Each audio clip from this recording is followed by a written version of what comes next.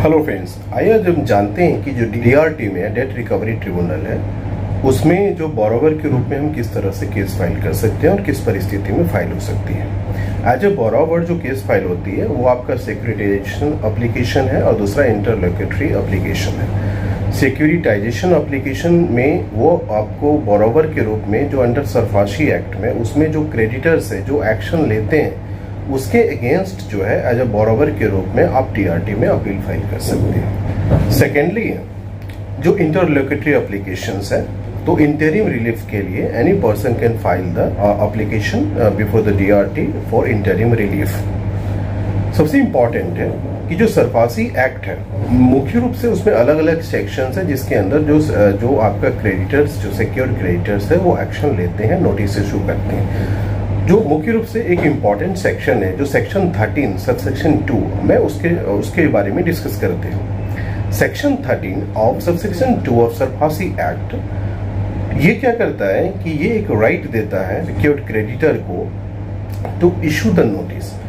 तो जो secured creditor है वो सेक्शन 13 सबसेक्शन 2 के अंदर नोटिस इशू करता है बोरोवर को और उस नोटिस के हिसाब से उसको 60 दिन का समय देता है कि जो लोन का आउटस्टैंडिंग अमाउंट है along with the interest amount है वो पे करने के लिए। दूसरा है कि अगर जो बोरोवर है वो समय सीमा के अंदर वो अपना पेमेंट नहीं कर पाता है तो उसकी कॉन्सिक्वेंस क्या होती है।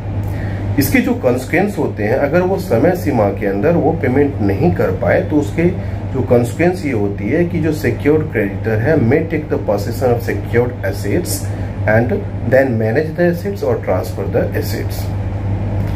सेकेंड थिंग है कि फिर अगर ऐसी परिस्थिति होती है तो देन फिर जो बोरोवर्स के पास जो राइट है वो राइट जो है वो क्या है, अपील का राइट है बिफोर द डीआरटी।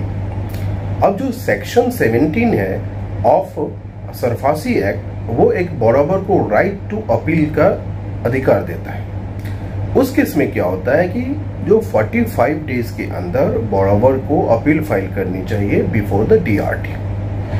दूसरी चीज है कि जो सिविल कोर्ट का जो ज्यूरिसडिक्शन है बॉम्बे हाई कोर्ट ने क्लियरली बता दिया है रूल में कि अगर नोटिस इशू हो गया है section 13 subsection 2 of SARFAESI act में तो इसके नोटिस इशू होने के बाद जो सिविल कोर्ट की ज्यूरिसडिक्शन है वो बार्ड है इस केस में। तो जो मुख्य रूप से जो एक सेक्शन 13 सबसेक्शन 2 है काफी इंपॉर्टेंट है, इस पे काफी केसेस फाइल होती है, लिटिगेशन होती है इस पे और ये देखना होता है कि जो फाइनेंशियल इंस्टीट्यूशंस है बैंक है जो रूल्स एंड जो प्रोसीजर है क्या उसको फॉलो कर रहे हैं या नहीं कर रहे हैं। बट एज अ बोरोवर के पास you have the right to file the appeal if anything is not followed from the creditor side, financial institution side, the law and procedures as laid down under the SARFAESI act. So have to make sure that सारे जो procedure है वो follow हो। तो as a borrower के रूप में आपको ये देखने की काफी जरूरत होती है और आपके किसी भी राइट का वायलेशन हुआ है तो you have to right to file the appeal under section 17 before the DRT.